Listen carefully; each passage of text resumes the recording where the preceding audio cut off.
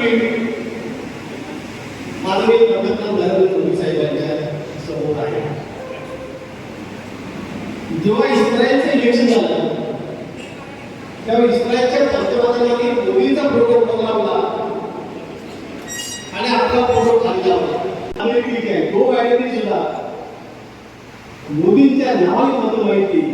आणि म्हणून मला असं वाटतं मोदीचा एवढा मोठा करिश्मा आपल्या बरोबर असताना आपल्याला अधिक सांगण्याची काही गरज नाही. मोदी हीच एका आपल्या झेंडा आहे, आपला कार्यक्रम आहे आणि आपल्याकडे विकासाची दिशा आहे.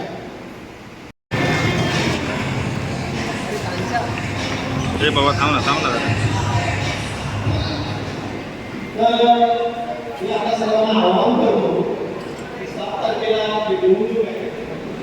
धन्यवाद.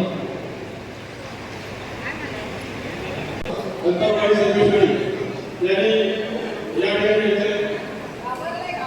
उत्तरवाडी सर्वेक्षण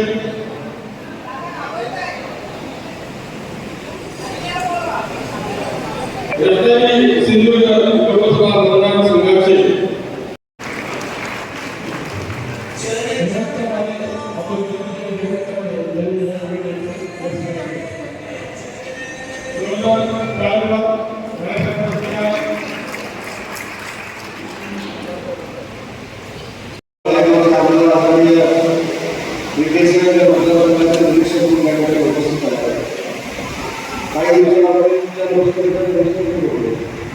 आज माझ्या मतदारसंघाच्या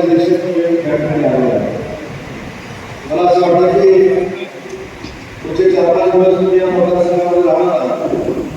पण शिवसेना भाजप राष्ट्रवादी काँग्रेस पार्टी मनसे आणि सगळे मित्र पक्ष मिळून आम्ही सगळे कामाला लागलेलो आहोत. त्याच्यामुळे अध्यक्ष साहेब मला अपेक्षित असलेला रिझल्ट या मतदारसंघात नक्की मिळेल हा शब्द देखील या कार्यक्रमाच्या निमित्ताने विशेषतः दुर्गाव ग्रामपंचायतीच्या आतमध्ये आजची बैठक होते.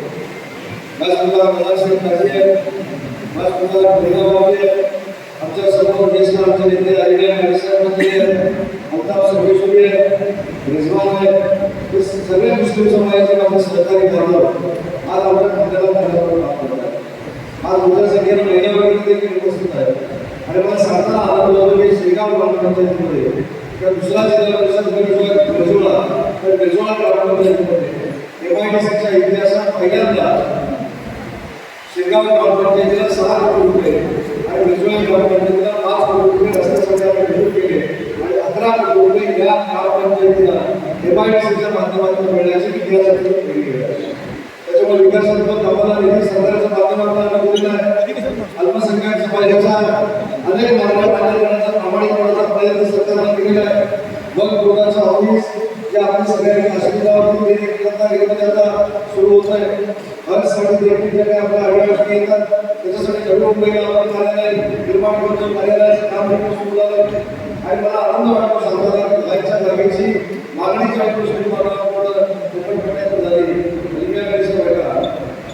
ती जागा देताना देखील माझ्यासारख्या कार्यकर्त्याचा खालीचा होता हे तुम्हाला या ठिकाणी त्याच्यामुळे आपल्या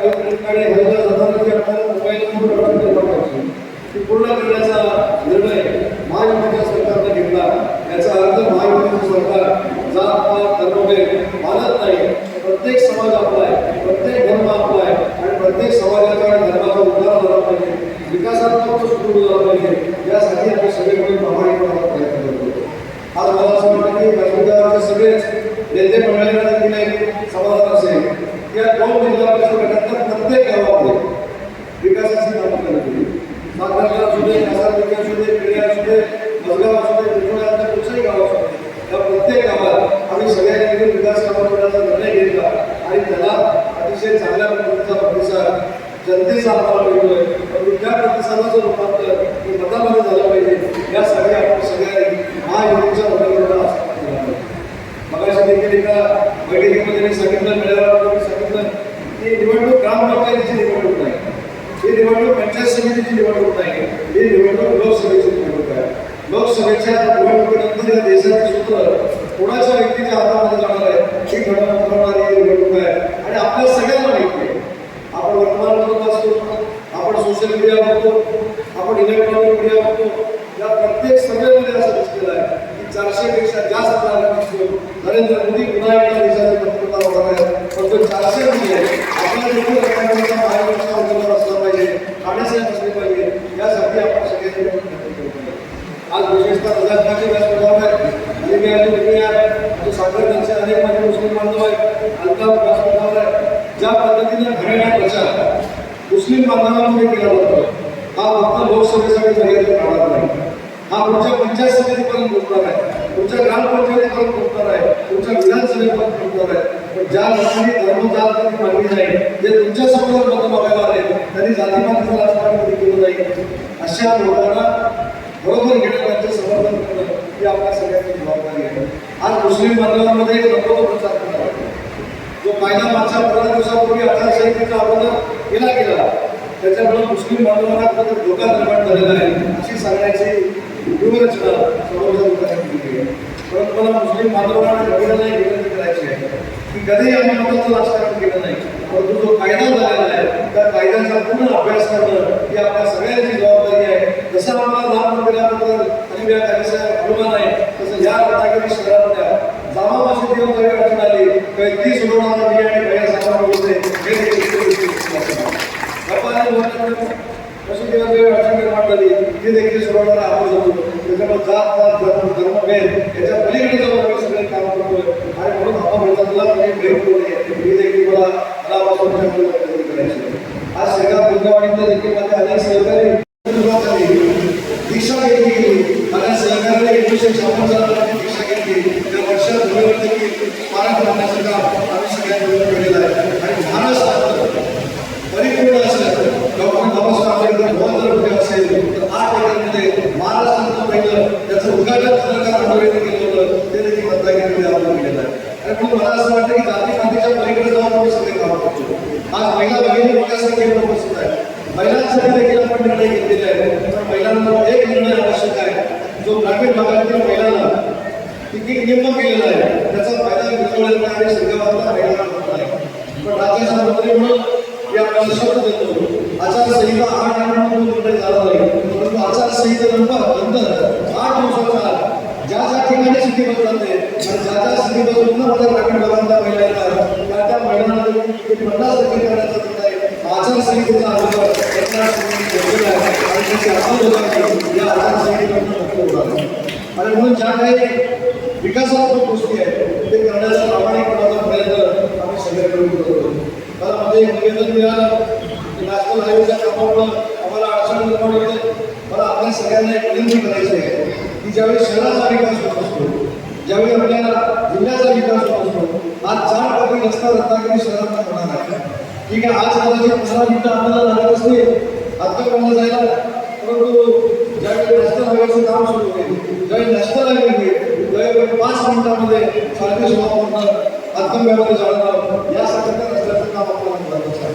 अनेक रस्त्याची कामं सरकारचे ग्रामपंचायतीचे सदस्य भेटले होते, त्यांनी देखील सांगितले काही ठिकाणी 50-100 मीटरचे रस्ते शिल्लक राहिले ते देखील पावसाळ्याच्या अगोदर पूर्ण होणार आहे. पण शेगाव वासियांनी मुरळा वासियांनी हा देखील विचार केला पाहिजे की आजपर्यंत आपण सार्वजनिक बांधकाम विभागाचे पैसे घेऊन रस्ते करत होतो, आजपर्यंत आपण जिल्हा परिषदेचे पैसे घेऊन रस्ते करत होतो, परंतु आज MIDCचे पैसे घेऊन रस्ते करण्याची पहिली वेळ आहे. आणि ती पुढे जर दिली असते तर आम्ही दोघांनी पाठवलं केल्यामुळं आज या तालुक्यासाठी जवळजवळ 50 कोटी रुपये MIDC कडून रस्त्यासाठी आपण मंजूर केले आहे.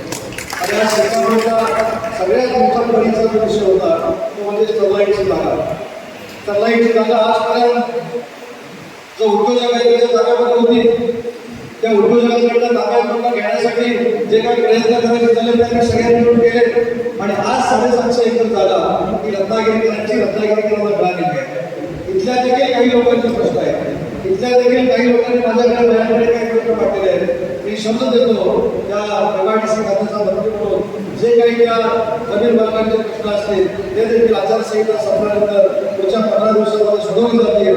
म्हणून त्या स्टरलाईटच्या जागेवर एक ऐतिहासिक निर्णय एकनाथजी शिंदे आणि देवेंद्रजी घेतला, तो म्हणजे या महाराष्ट्रामध्ये जे 5 डिफेन्स कस्टम झालेले आहेत त्याच्यातला एक नागपूरला आहे, दुसरा शिर्डीला आहे, तिसरा नाशिकला आहे, चौथा पुण्याला आहे आणि 5वा जो डिफेन्स कस्टम होतोय, तो आपल्या स्टरलाईटच्या जागेवर होतोय, जेणेकरून आपल्या परिसरातल्या मुलांना रोजगार मिळणार आहे. त्या रोजगारासाठी आणि डिफेन्स मिनिस्टर म्हणजे काय होणार आहे की समुद्रावरून मारा करणारी जी शस्त्र आहे त्याच्यासाठी समुद्राचा बेस लागतो. तो रत्नागिरीला असल्यामुळं समुद्रावरून मारा करणारी शस्त्र पुढच्या वर्षीपासून कुठे बनवली जाणार आहे तर ते अनिमेय परिसर रत्नागिरीमध्ये बनवणार आहे. हे राज्याच्या दृष्टीनं, संरक्षणाच्या दृष्टीनं आणि आपल्या रत्नागिरीच्या दृष्टीनं अभिमानाची बाब आहे. या सगळ्या लोकांच्या हातामध्ये असणारी शस्त्र आता आपल्याला रत्नागिरीवर ठेवायचे आणि म्हणून आपण सगळ्यांनी एकत्र येऊन महायुतीचे उमेदवार बाळासाहेबांना मतदान केलं पाहिजे, कमळ देशाला मतदान केलं पाहिजे एवढीच विनंती करण्यासाठी आजच्या या बैठकीचं आयोजन केलेलं आहे. आणि आजचं व्यासपीठ बघता आपण सगळे सर्व गैरसमज करून येणाऱ्या 7 तारखेला कमळासमोर मतदान लावून बाळासाहेबांना फार मोठं मतदान मिळवून द्या एवढी खात्री या ठिकाणी मला सांगतो. जय हिंद. माझ्या अगोदरच्या वक्त्यांनी या निवडणुकीचं महत्व आपल्याला सर्वांना सांगितलेलं. मी आपल्याला सांगेन नगरपालिका, जिल्हा परिषदा, आमदार या निवडणुका होतात आपल्याकडे, पण त्यापेक्षा या निवडणुकीला महत्व जास्त आहे. गांभीर्याने निवडणुकीकडे पाहिलं जातं. ही निवडणूक देशाचे पंतप्रधान ठरवते. मागे 10 वर्षामध्ये भारताचे पंतप्रधान माननीय नरेंद्र मोदी साहेब त्यांनी गेल्या 10 वर्षामध्ये भारत देशासाठी, भारतासाठी जे काम केलंय, जे कार्य केलंय, भारताचं नाव जगाच्या पाठीवर एक प्रगत राज्य म्हणून प्रगतीच्या दिशेने जाणारं देश म्हणून काही काम केलेलं. आपल्याला माहित आहे की मोदी सरकारला जगात अमेरिकेसारखे देशाचे पंतप्रधान, इटली असो, इस्रायल असो, हे आमच्या पंतप्रधानांचं कौतुक करतात, कामाचं, कार्याचं कर्तृत्व. मोरे सर 2014 साली ते पंतप्रधान झाले. त्याला भारत देश जगाच्या अर्थव्यवस्थेमध्ये अग्रगण्य होता. आज 10 वर्षानंतर भारत देश जगाच्या अर्थव्यवस्थेमध्ये 5व्या क्रमांकावर माननीय मोदी साहेबांनी आम्ही निवडलेला आहे. त्याचबरोबर त्यांनी सांगितलं की 2030 साली आपला भारत जागतिक अर्थव्यवस्थेमध्ये 3रा क्रमांकावर अमेरिका, चीन आणि भारत असा होईल. माननीय मोदी साहेबांनी जी काम केली तुम्हाला माहिती, ज्या योजना जाहीर केल्या सर्व, महिला असो, युवा असो, शेतकरी असो, गरीब असो, आदिवासी असो किंवा मागासवर्गीय असो, सगळ्यांसाठी ज्या योजना जाहीर केल्या त्याचा धर्म नाही पाहिजे. आणि भारतामध्ये जी प्रगती चाललेली आहे ती मोदीच्या गॅरंटी. आणि म्हणून यावेळेला मोदीजीने एक स्लोगन दिलं, घोषणा केली की आपके बाद मोदी 400 का. मोदी खासदार किती निवडणार? 400 पेक्षा जास्त. 400 मध्ये रत्नागिरी सिंधुदुर्गचा खासदार असायला पाहिजे. या कोकणाचा विकास व्हायचा असेल, कोकणी माणसाची प्रगती व्हायची असेल, त्यांचं दरडोई उत्पन्न वाढायचं असेल, इथे रोजगार इथल्या तरुण तरुणीला नोकऱ्या एक मिळायची असतील तर मोदी साहेब आपल्याला हवे. तर आपला खासदार आपला स्थानिक हवा, ज्याला कोकणाच्या विषयाचा अभ्यास आहे आणि काहीतरी करू शकेल. आज आज आपण वाहतूक सिंधुदुर्ग रत्नागिरी जिल्हे या दोन्ही जिल्हे काही वर्षांनी फार मागे राहिलेले गरीब जिल्हे म्हणून ओळखले जात होते, पण आज ती परिस्थिती राहिली नाही. कालांतराने यातही बदल होईल, यातही बदल. या ठिकाणी जे आपण सर्व बसलेला मला माहिती की हा जिल्हा परिषदचा मतदारसंघ आहे, त्यात विविध धर्माचे लोक माझ्या आयुष्यामध्ये मी गेली 40 वर्ष लोकप्रतिनिधी आहे, विविध पदावर आहे.